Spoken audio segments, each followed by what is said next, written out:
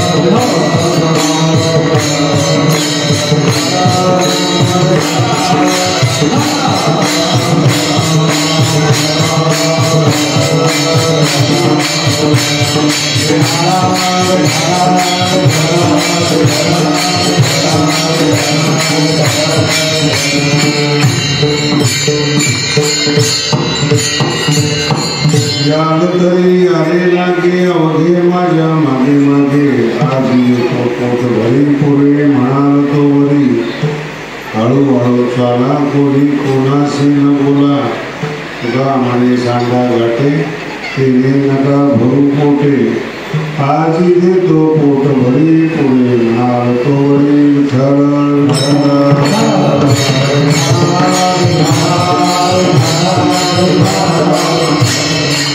आपल्या गावामध्ये 25व्या सप्ताहाचा समारोप आहे. भगवानगडावर अध्ययन केलेले अविनाश महाराज आपल्या गावातले भूमिपुत्र आहेत. त्यांच्यामुळे तुमच्या गावात येणं झालं एवढं काय.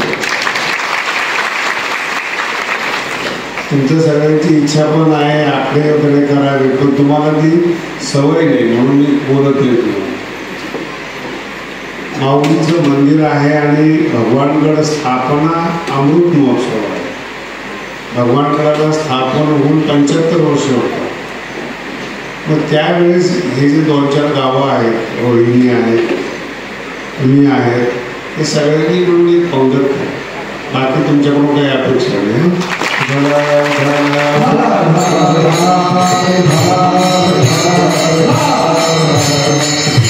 अन्नदान मोठं पुण्य आहे. एखाद्याचा आत्मा प्रसन्न करणं त्याला कारणीभूत अन्न हलक्यात घेऊ नका म्हणताय. अन्न चांगलं करता आलं पाहिजे. कुठलीही सुगरणबाई स्वर्गातून मसाला आणत नाही किंवा त्याला इंद्र पाठवत नाही. किती प्रमाणामध्ये किती वेळ काय टाकलं पाहिजे याचं सेन्स असणं म्हणजे सुगरण असतं. भजे करायचे आहेत काही काही ठिकाणी मी बघितलं की आतून कच्चेच राहतात बाहेरून काळे झालेले असतात. तेलाचं प्रमाण जे ना चांगलं असताना खालून जाळ जास्त असतो आणि बाईला असं वाटतं लवकर मुरलं पाहिजे. लोणचं मुरलं तर ते गोड वाटतं. काही गोष्टी मंद अग्नीवर केलेल्या पाहिजे मग त्या हळूहळू त्याच्यामध्ये चव तयार होते.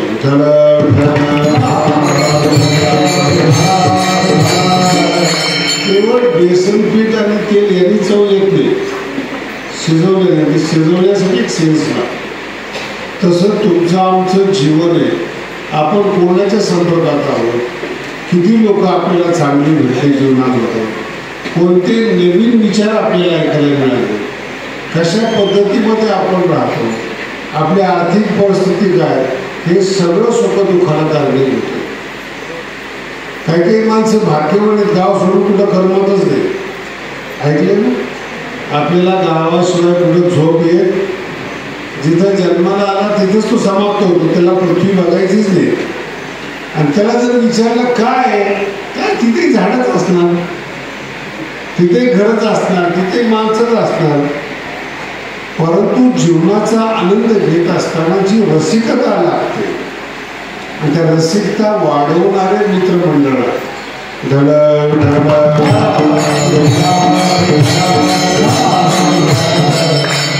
या गावामध्ये अविनाशचे लहानपणीचे दोस्त असतील आहेत ना, त्याच्याबरोबर जन्माला आले, त्यांचं राहणीमान बघा, त्यांचे विचार बघा, त्यांचं गाणं बघा, त्यांचं बोल, हा बदल संगतीमुळे होतो.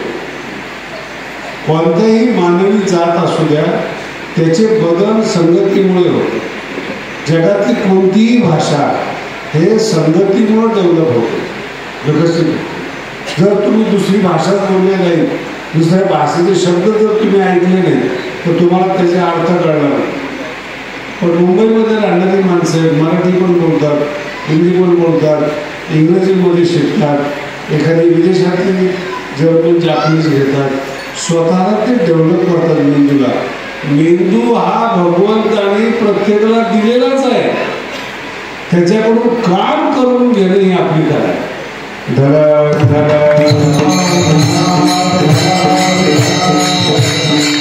आमचा एक मुलगा आहे, त्याच्याकडे मोबाईल आहे, ऐकू येते सगळ्यांना चांगलं. मुलगा आहे आणि त्याच्याकडे मोबाईल आहे. आता तुम्हाला सगळ्याला माहिती आहे 2 GB डाटा फ्री आहे, 2 GB डाटा फ्री आहे. तो नेटच चालू करत नाही. मी त्याला एकदा दोनदा बोललो, अरे तो नेट का चालू करत नाही, एवढे खर्च होईल. पण ठीक आहे, वापरतो का? नाही, वापरत सुद्धा नाही आणि खर्च सुद्धा करत नाही. असे काही माणसं जीवनामध्ये आलेले. मेंदू दिलेला आहे, वापरत पण नाही, खर्च करत नाही, आडवे येतील पण स्वतःला डेव्हलप करणार नाही.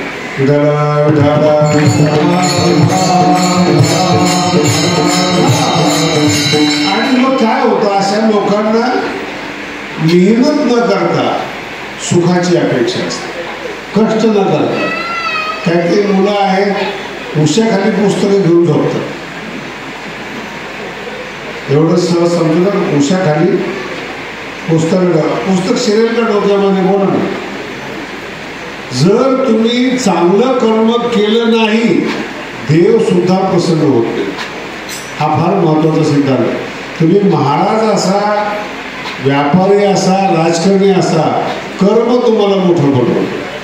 आणि कर्म चुकलात तुम्ही, वागायला चुकलात, देव तुमचं काही करू शकत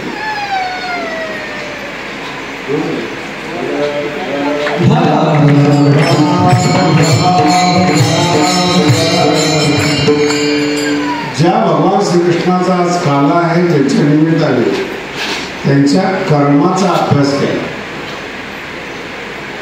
अभ्यास करून एक क्षण भगवान श्रीकृष्ण विना कर्माचे नाही, स्वतःसाठी कर्म केलेलं नाही, पण जगासाठी, समाजासाठी, मानव जातीसाठी सातत्याने कर्मरत आहेत. म्हणून भगवान देवाला येऊन जर इथं कर्म करावं लागतं, तुम्ही आम्ही माणसं आहोत, आयतं कुठपणच घेणार. कमीत कमी परिश्रमामध्ये जास्त लाभ मागितला की धक्का बसलाच. आमच्याकडे एक नवीन प्रकार सुरू झालेले, व्याज. 1 कोटी जमा करा, 1 लाख रुपये व्याज घ्या. 2-3 महिने व्याज देतात आणि 200-300 कोटी घेऊन गायब होतात. आता पैसे नेणाऱ्याची चूक आहे का तुमची चूक आहे? बोला. कमी परिश्रमामध्ये लाभ जास्त पाहिजे, ही हाव तुम्हाला मातीमध्ये नाही. तसं परिश्रम न करता लोकांनी आपल्याला मानावं, आपण विद्वान असावं, धनी असावं, ही अपेक्षा आपल्याला मातीत आहे. जे शेतकरी तुमच्या भागाकडे मी बघतो कधी कधी खूप चांगली शेती करतात, केळाची शेती आहे, त्यांच्या जमिनीमध्ये गवत तर सोडून द्या, माणूस पुरला तर उपयोगी एवढी चांगली शेती असते. बघितली त्यांना फळं लागतील, रमतात. आणि त्याच्यापेक्षा पुढचं सांगतो, उत्पन्न किती होतं हे सोडून द्या, दिवस चांगला जातो, याला कर्म म्हणतात.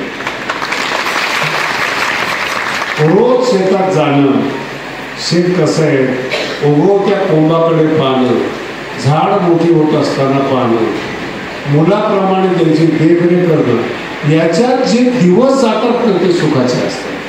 पैसा कमी जास्त मिळेल, भाव कमी जास्त मिळेल, दिवस सुखात गेला पाहिजे. म्हणून कर्म या जीवनामध्ये महत्वाचे. म्हणजे महाराज कर्म करायला कुणी काही सांगतं. भारतामध्ये ते एवढं अध्यात्म उतवालंय, काय कोण सांगेल काही सांगता येत. भगवान श्रीकृष्णाने विरोध केला, कोणाच्याही मागे जाऊ नका. पहिल्या चरणाचा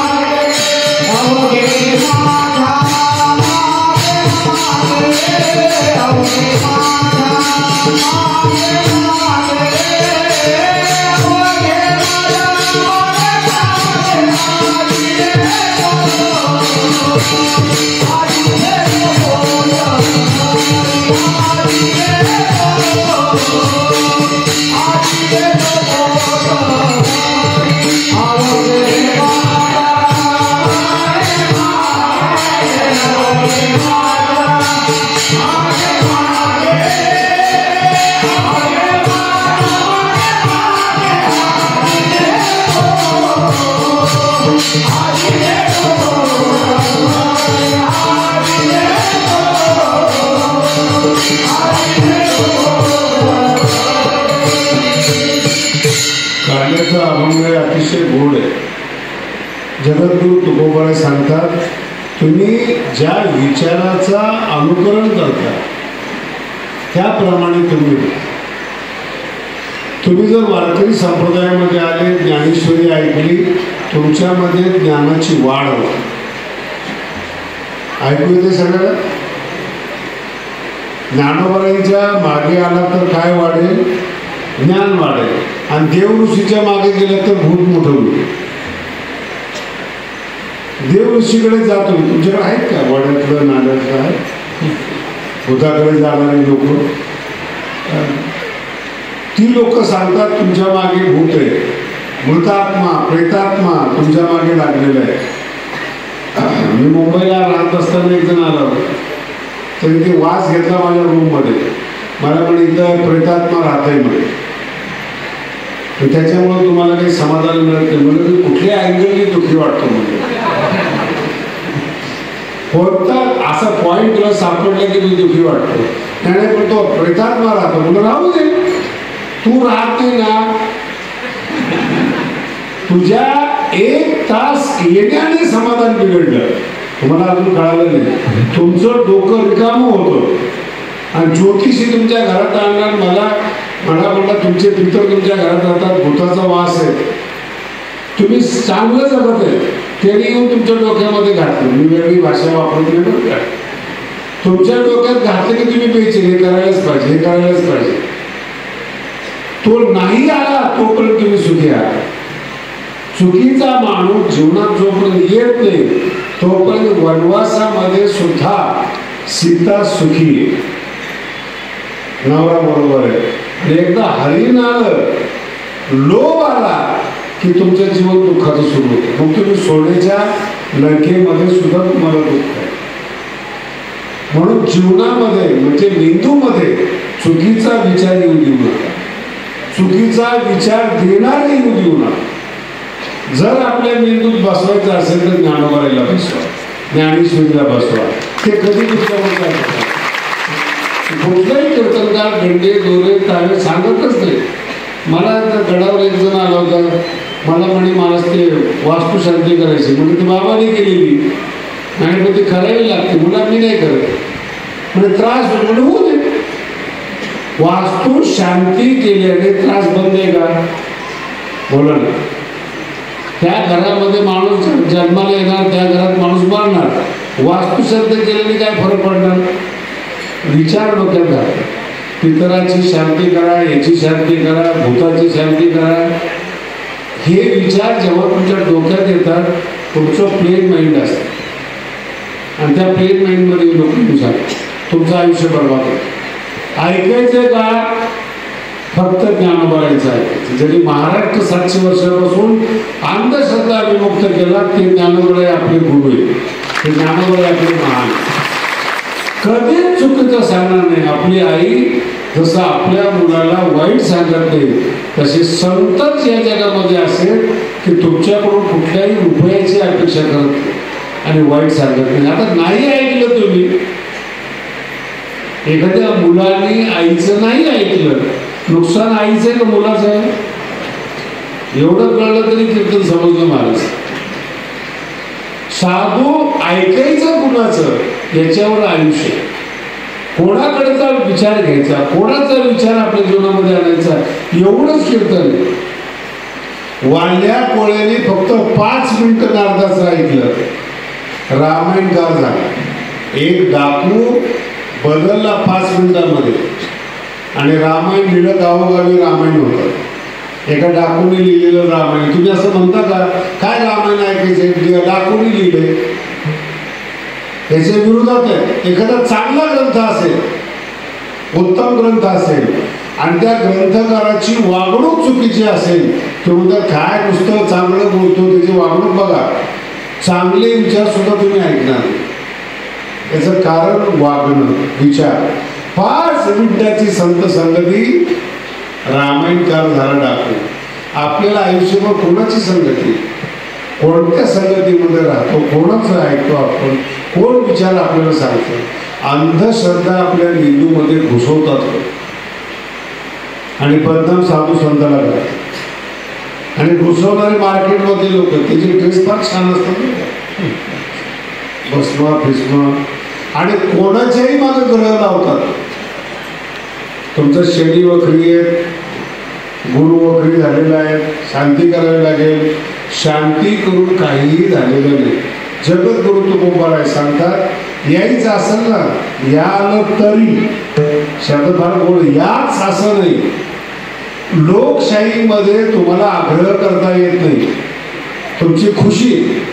पण जर तुम्हाला यावंसं वाटलं, याल तरी यावे लागेल.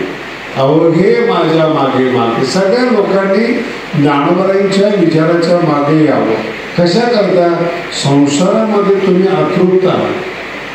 पैसा आहे, सत्ता आहे, साधन संपत्ती आहे, मुलं बाळ आहेत, समाधान नाही. दुसऱ्या चरणामध्ये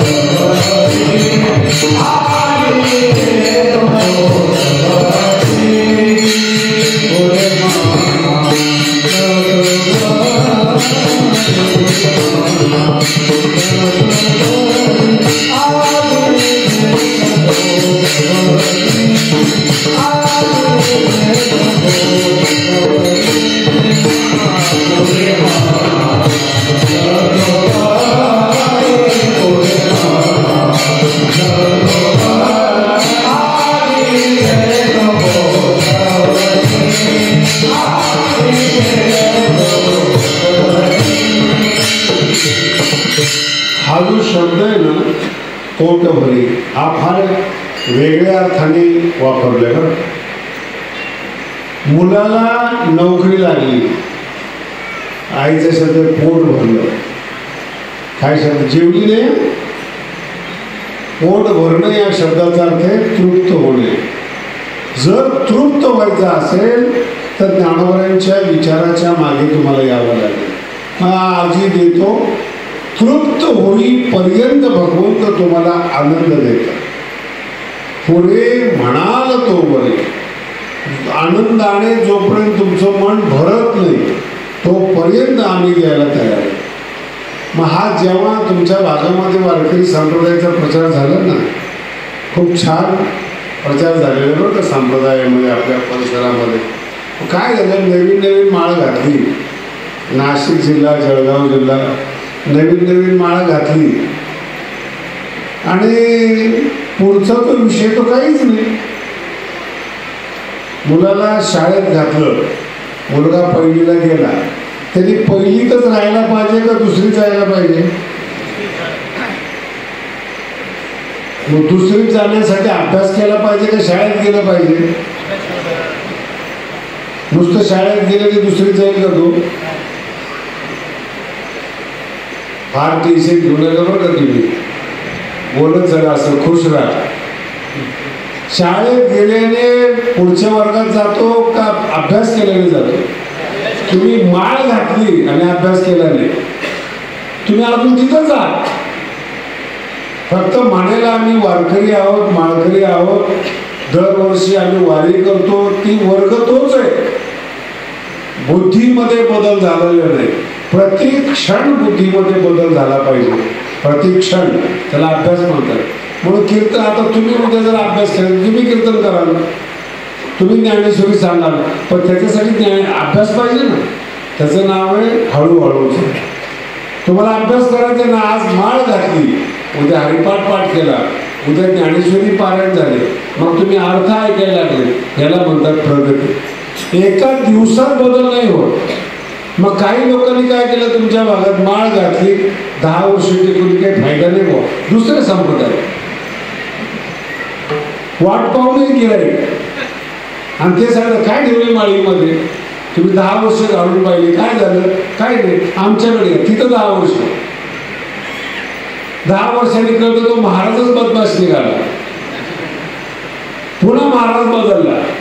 30 वर्ष जर तुमच्या जीवनातले गेले तर राहिलेल्या आयुष्यात थोडं तुम्ही साधना करणार आहे. आता 60व्या वर्षी दात पडल्यानंतर ऐकू येत नाही, मग तुम्ही म्हणले आपण आता ज्ञानेश्वरी ऐकू. ज्ञानोबरा काय येडे का? कधी लागायला पाहिजे. म्हणून परमार्थात तुम्ही आलात पहिली पाहिजे, आणि रोज तुमची प्रगती झाली पाहिजे. एकाच दिवशी हरिपाठ नाही समजला पाहिजे, एक एक चरण समजलं पाहिजे. तिसऱ्या चरणामध्ये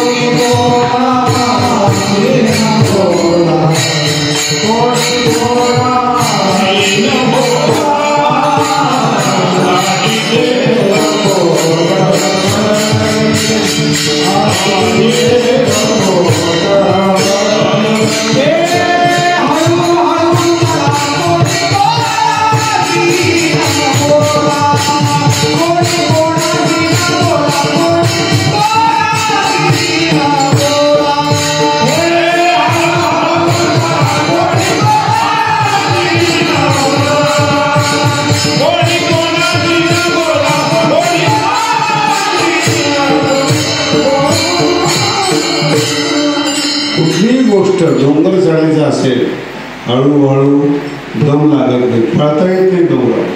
अभ्यास करायचा असेल, हळूहळू करा. पहिली, दुसरी, तिसरी MA, नंतर मग पुढची डिग्री, हळूहळू. जीवनामध्ये ही फार महत्त्वाची गोष्ट आहे. तुम्ही आज पेरलं की उद्या उगवत नाही. प्रत्येक पिकाला काळ दिलेला आहे. काही 2 महिन्याचे, काही 3 महिन्याचे, काही 4 महिन्याचे. काही झाडं असे 100 वर्षांनी फळं लागतात, आणि काही झाडं असे की 3ऱ्या वर्षी फळ लागतात. पण वेळ लागणार. ज्ञानोबरांचे शब्द फार सुंदर आहे. परी वेळ लागे की, आणि वेळ सहन करण्याची क्षमता तुमच्यामध्ये पाहिजे. आमच्या एका महाराजाला वाटलं की आपण पण शास्त्री व्हावं. त्यांनी जॅकेट टिकेट आणलं, फेटा घेतला आणि ते फिरायला सुरुवात केली. ते कपडे चांगले, सगळं चांगलं. लोकांना वाटलं आम्ही शास्त्रीच आहे. जोपर्यंत बोलत नाही कारण तुम्हाला तोपर्यंत शास्त्रीतला फरक कळत नाही. दिसायला सगळी सारखी वाटतात पण शब्द तोंडातून बाहेर पडले की ते ओळखू येतं. मग का असं झालं? लवकर होण्याच्या नादात हळूहळू जो अभ्यास ज्ञानेश्वरीचा मी केलेला आहे तो तुम्ही कुणी करू शकता.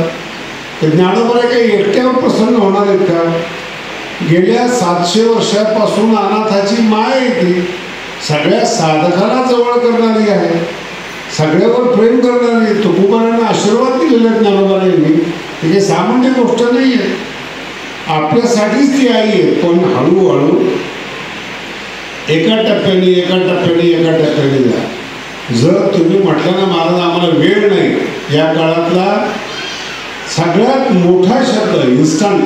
वेळ नाही, चहा करायला वेळ नाही, जाता कशा? काय काही लोक बघितले हातात भाकरी घेऊन खातात. विचारलं काय? जे वेळ नाही, मग जाता कशा? आपलं जे कमवणं आहे त्याचा उद्देश लक्षात ठेवा. जेवत असताना 6 रस तुमच्या ताटात पाहिजे. 6 ज्याने शरीर पुष्ट होतं, केवळ गोड नाही. जर तुम्ही हे 6 रस नाही खाल्ले, डॉक्टर लोक ते औषधातून देतात. फक्त त्याची नावं बदलले. विटॅमिन सी कमी आहे, B12 कमी आहे, कॅल्शियम कमी, हे नावं वेगळी आहेत. पण मला सांगा, ज्यावेळेस हे डॉक्टर लोक नव्हते तेव्हा आपल्या भारतामध्ये काही शूरवीर नव्हते का? योद्धे नव्हते का? बलवान नव्हते का? ज्यावेळेस हे गणित होते, B12 एवढं पाहिजे, कॅल्शियम एवढं पाहिजे, मग पूर्वीचा भारत काही लग्नाला वेळा होता का? खात होते, खायला वेळ होता आणि जेवत असताना एकत्र जेवायचे, भरपूर जेवण जायचं. आता कुलूप लावून डबा लागून अंगात अन्न मुरत नाही महाराज, अंगी लागत नाही आपल्याला. मग कुठलीही गोष्ट करत असताना इन्स्टंट करू नका. देवाने तुम्हाला जगण्यासाठी 100 वर्ष दिले. घाई का करता तुम्ही? कशा करता घाई करायची?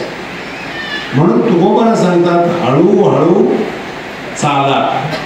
परमार्थ करायचं ना, मस्त एन्जॉय करत जीवन जगा. एकाच टायमाला तुम्ही झडप नका, त्रास होईल, हृदय फुटेल. म्हणून हळूहळू चाला. आई आहे, 25 वर्ष मुलगा मोठा होण्याची वाट पाहते. हळूहळू तर ते ओढत आणून एका बाईने त्या पोराला एवढं मारायला सुरुवात केली, हे बोल हे बोल. आम्ही तिथं उभे होतो. म्हणजे बाई कशाला मारते? पण बोलत नाही. बोलेल ना, नाही तो असाच बोलला पाहिजे. अरे बोलेल तो, नाही कळालं. हळूहळू ओढून मोठा करायचा का त्याला? बर, जी बाई 25 वर्षाची आहे ते डोकं 2 वर्षाच्या पोराला येईल का? तिचा 25 वर्षाचा काळ आहे आणि 2 वर्षाच्या पोराला तेवढं ते मोठं कर, शहाणं करायचा प्रयत्न करते. मूर्ख कोण आहे? मी तुम्हाला विचारतोय. एका दिवसात महाराज होत नाही, एका दिवसात सुख मिळत नाही, एका दिवसात विद्वान होत नाही. हळूहळू चाल.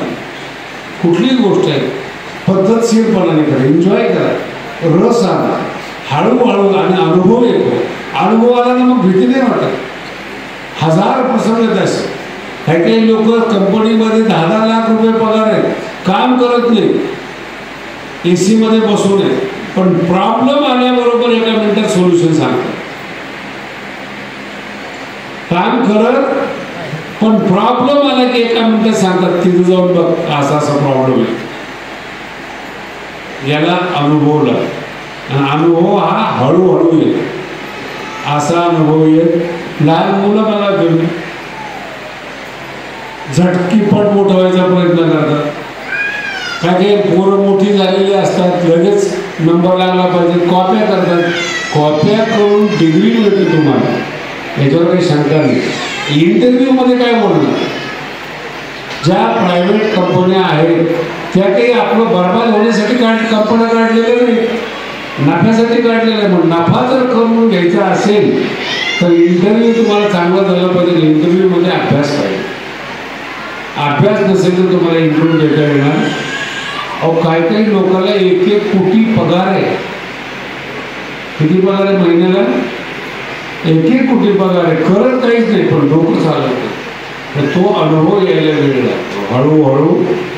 आता काही माणसं हट्टी असतात, नाही आम्ही ऐकायचं, आम्हाला इन्स्टंट पाहिजे. शेवटच्या चरणात सांगतो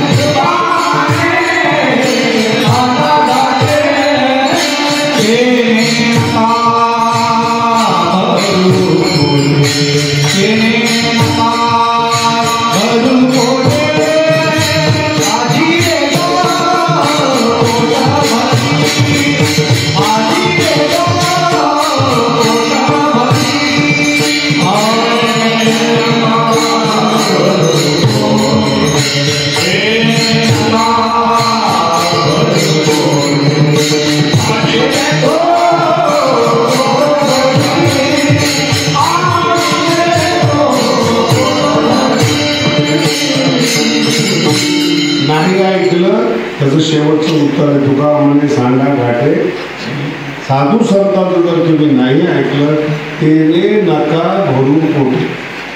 आयुष्यभर अतृप्त राहा.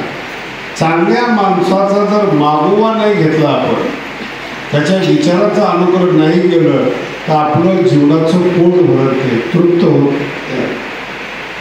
परिणाम जी लोक संतांचा अन्याय करत नाही त्याचे चेहरे बघा घेऊन वकवकलेले चेहरे, असमाधान. श्रीमंत भरपूर आहे, कायम आठ्या, कपटच अंतकरणामध्ये. जवळ गेली की वास येतो, त्यांना येत नाही तो भाव सोडून द्या. त्यांना त्यांच्या कपटाची सवय झाली. पण आपण त्यांच्याबरोबर 5 मिनिटं राहू शकत नाही. काही मुली आहेत ज्या नांद्याला दुसऱ्याच्या घरी गेल्या आहेत, तर त्यांचा जेव्हा मी इतिहास पाहतो किंवा त्यांच्याकडे बघतो ना घराकडे, त्या मुलींना मी धन्यवाद देतो. तुम्ही खरंच संत आहेत की अशा खाटकाच्या घरात टिकलात तुम्ही. ज्या घरातली माणसं चांगली नाही, ज्या घरातली लोक जीवन जगत नाही, ज्या घरात अन्न सुद्धा आनंदाने खाल्लं जात नाही, तिथं आयुष्य काढणं हे खडतर आहे. त्या बायांना त्या मुलीला धन्यवाद द्यावा लागेल की बापाचं नाव काढण्यासाठी अशा ठिकाणी जगते ती. तिचं बालपण आई वडिलांकडे सुखी गेलेलं आहे, पण उत्तर आयुष्य दुःखी चालले तरी ती तिथंच राहते. खरी संत आहे. याचं कारण सांगतो तुम्हाला. कोण तू कसं आपण लगेच बदलतो की हा डॉक्टर नाही तो डॉक्टर, हा व्यापार नाही तो व्यापार. बाईला काही पर्याय आहे का? शहरातली गोष्ट सोडून द्या, बाईला काय पर्याय आहे? काढती ती आहे तसा स्वभाव सर्व. जगद्गुरु तुकोबा म्हणतात, ऐका ज्ञानेश्वर महाराजांचं ऐका, पोट भरेल. नाही ऐकलं तर उपाशी राहा.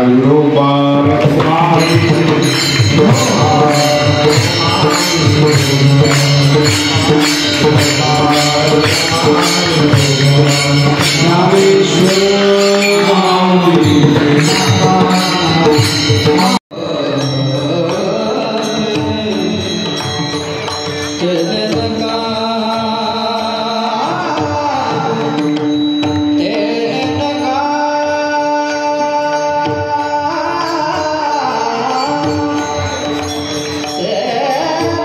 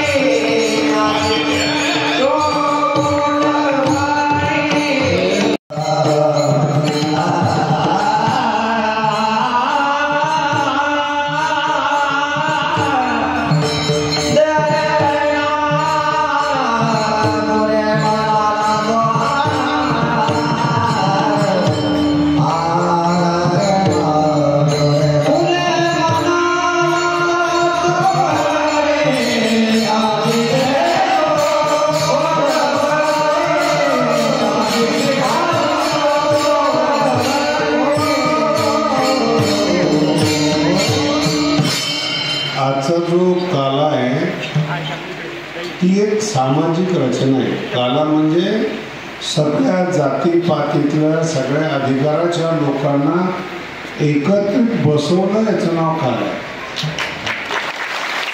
बाबा खाली आणि हिंदू धर्मामध्ये विशेष करून जातीपातीचे भेद संपले पाहिजे, लहान मोठा भेद संपला पाहिजे. आज या ठिकाणी काल्याचं जेवण केलेलं आहे, सगळे एकत्रित बसून जेवतात. आणि जे घर जे गाव एकत्रित विचार करतं, एकत्रित जेवण करतं, त्याला सरकार पण काही करू शकत नाही. इतकी ताकद आहे तुमच्याकडे.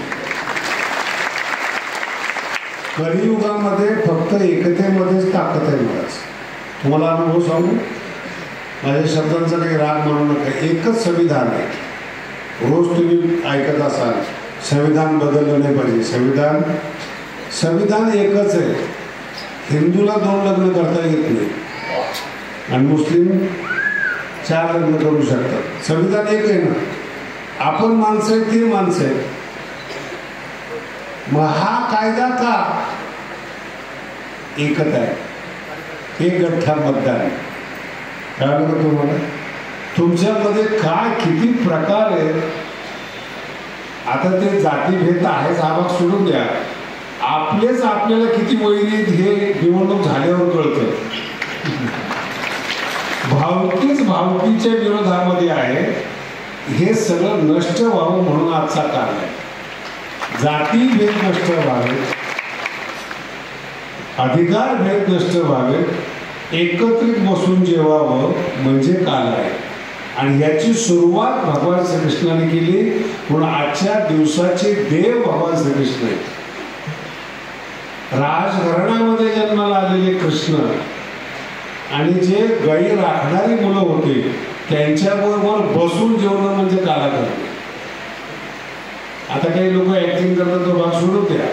पण भगवान कृष्ण त्यांच्या सोबत राहून त्यांच्यातलं खाणं म्हणजे काला. म्हणून तोच देव या जगामध्ये प्रसिद्ध आहे. राजे नाही का आतापर्यंत झालेले, कोणाला देव केलेले लोकांनी? कृष्णालाच का तळागाळापासून सगळ्या स्त्रियांना सन्मान देत, सगळ्या जातीला सन्मान देत शेवटपर्यंत गेलेले कृष्ण. भारतीय हिंदू ग्रंथामध्ये पहिला ग्रंथ आहे भगवद्गीता, ज्याच्यामध्ये स्त्रिया सहित सगळ्यांना मान. स्त्रियो वैश्यस्तथा शूद्रा ते पियांती परांगती. 5000 वर्षापूर्वी जातीयता नष्ट करणारे भगवान श्रीकृष्ण. कोणीही तत्वज्ञानाचा अभ्यास करा, कोणीही मोठं पहा, याला म्हणतात काला. मग त्यांचा आदर्श ज्ञानोबारायांनी घेतला आणि वृंदावनातला काला पहिल्यांदा ज्ञानोबारायांनी वाळवंटात पंढरपूरला केला. वाळवंटातच का केला? मंदिरात प्रवेश नव्हता. कळलं का तुम्हाला? मंदिरामध्ये त्या काळामध्ये सगळ्याच लोकांना प्रवेश होता, त्यामुळे मंदिरातच नको. जर देवाला गरज असेल तर देव आमच्या वाळवंटात येईल. म्हणून ज्ञानोबारायांनी काला वाळवंटामध्ये केला आणि मंदिरातला देव वाळवंटामध्ये आला. याचं नाव काला आहे. आणि तोच ज्ञानोबारायांचा काला आज तुमच्या गावामध्ये होतो. तुम्ही भाग्यवान आहात. भगवान श्रीकृष्णाचा काला ज्ञानोबारायांनी पंढरपूरला केला आणि पंढरपुरातला काला कीर्तनकारांनी आपल्या गावोगावी आणून तो प्रसाद दिला. या प्रसादाचं एवढंच महत्व लक्षात ठेवा, गाव एक राहिलं पाहिजे, एकता राहिली पाहिजे. आपल्यावर भरपूर आपत्ती आहेत, भरपूर संक्रमण आहे, धर्म परिवर्तन आहे, लोक परिवर्तन आहे, व्यवहार परिवर्तन आहे. हे सगळे संक्रमण येत आहेत. इथं आपली अत्युत्कृष्ट संस्कृती, भारतीय संस्कृतीला पहिल्यांदा लिखाण काढलेलं आहे, पहिल्यांदा लिहिलेला ग्रंथ ऋग्वेद आहे, पहिल्यांदा शोध लावलेले आहे, पहिल्यांदा नक्षत्रांचा शोध लावलेला आहे. किती विशेषता आहे. जेवण बघा तुम्ही, आपलं जेवण महाराष्ट्रीयन जेवण परिपूर्ण जेवण आहे, 6 रसयुक्त असणार. आपल्या डोक्यातच बसत नाही. दुसरं आलं ना पॅन्ट घालून आणि त्यांनी काय उलटा सुलटा कट मारला केसाचा, तर डोकं वाढतं का त्यांनी? विचित्र वागण्याने बुद्धिमान होत नाही माणूस, अभ्यास केल्याने बुद्धिमान होतो. कपडे घातल्याने शरीर बलवान होत नाही, तालमीत गेल्याने शरीर बलवान होते. हे तरुण पिढीला जुन्या माणसांनी पटवून द्यायला पाहिजे. पैशाच्या मागे धावण्यापेक्षा सुखाच्या मागे जा, आरामाच्या मागे जा, हळूहळू जा आणि एकत्र येऊन मग तुम्ही काढा. त्याचं प्रतीक दहीहंडी. हे 3 प्रकार असतात ना, लाह्या असतात, दही असतात, थोडीशी मिरची असते. तसं गावामध्ये 3 प्रकारची माणसं असतात. काही आंबट असतात, काही तिखट असतात मिरचीप्रमाणे, काही वृक्ष असतात. काही झालं ना ते कोरडेच. आपल्या गावात सप्त झाला असेल, आपल्या गावात असं काय कोरडेच. या तिघांना एकत्रित करून खाणं म्हणजे काल आहे. जे वृक्ष लोक असतील त्यांना जवळ घ्या, जे काही तिखट असतील आंबट असतील त्या सगळ्यांना एकत्रित करा आणि त्याचा थोडा थोडा प्रसाद खाल्ला, अन्न एकदा पोटात गेलं तर आपली मती बदलते. यदन्नम भक्षते नित्यम जायते तादृशो मती. जसं तुम्ही जेवण कराल ना तसं तुमची बुद्धी होते. म्हणून चांगलं अन्न खाल्लं पाहिजे, एकत्रित बसून खा. हा ज्ञानोबांचा काला 25व्या वर्षानिमित्ताने आपल्या गावामध्ये होतो. काय आहे की आज श्रावण महिना हा खरं म्हणजे ऊसतोड कामगार आहे, त्यांचा या महिन्यावर माझ्यासाठी अधिकार आहे. भारतातलं पहिलं मंदिर भगवानगडावर 3x3च्या दगडामध्ये तयार होते. ज्ञानोबांचं भारतातलं पहिलं मंदिर आहे तेवढं मोठ्या दगडात तयार होणार आणि ते ऊसतोड कामगार करतात. हे आमच्यासाठी विषय. आणि म्हणून श्रावण महिन्यात त्यांच्याकडे असतो. इकडं तिकडं येता येत नाही, पण आता गडावर शिकलेला आपल्या गावातला मुलगा आहे, सज्जन आहेत, त्याच्यामुळं आपल्या गावात येणं झालं, दर्शन झालं.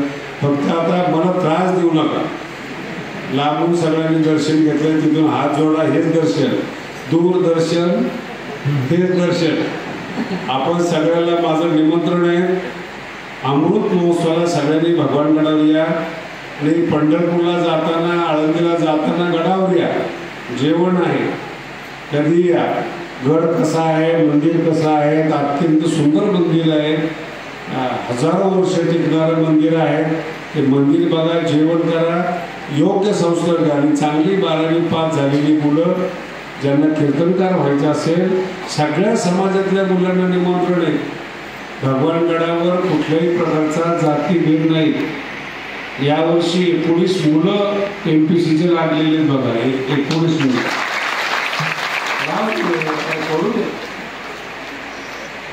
आणि सगळ्या समाजाची मुलं काढा. फक्त काय बदनामी करणाऱ्यांना वाट पाहून असतात. तुम्ही काही डोक्यामध्ये ते आणू नका. भगवान बाबांचा आजपर्यंत परिचय जरी नसला तरी आता परिचय झालेला आहे. गडावर या, मुलं शिकवा आणि आपलं जीवन मोठं करा. जय विठ्ठल.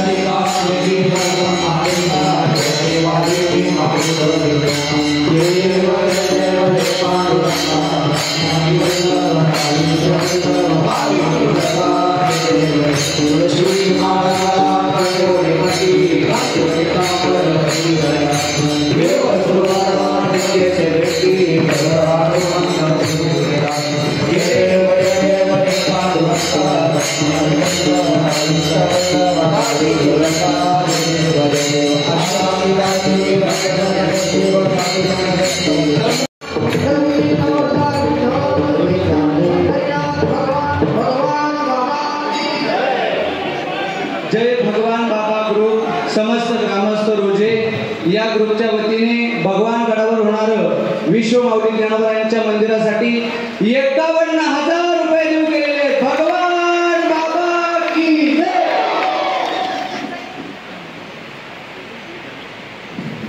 सर्वांना सप्रेम रामकृष्ण हरे। साधू संत येती घरा तोच दिवाळी दसरा माऊलींच्या उपस्थितीने फक्त आपलं रोजेच नाही तर संपूर्ण पंचक्रोशी आज पुनीत झालेली आहे असंच मी म्हणेन। कारण माऊली इंग्लिश रोप लावल्याद्वारे त्याचा वेलू गेला गगनावरी मोगरा फुलला तुमच्या आगमनाने तुमच्या अमृतवाणीने खरोखरच आज आमच्या आयुष्यात मोगरा फुललेला आहे असंच मी म्हणावं लागेल। कारण आमचं सप्ताहसह हे 25वे वर्ष आहे आणि याचा पाया आमच्या पूर्वजांनी घातला परंतु तुमच्या उपस्थितीने आणि मार्गदर्शनाने आज त्याच्यावरती कळत चढला असंच मी म्हणेन।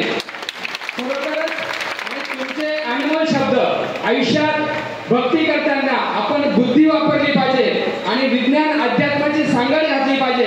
कुणाच्याही नादी न लागता ज्ञानेश्वरी हीच आपली माऊली, ज्ञानोबा हीच आपले गुरु, हीच आपली माऊली, हाच आपला पांडुरंग असा अनमोल संदेश तुम्ही आम्हाला दिलेला आहे।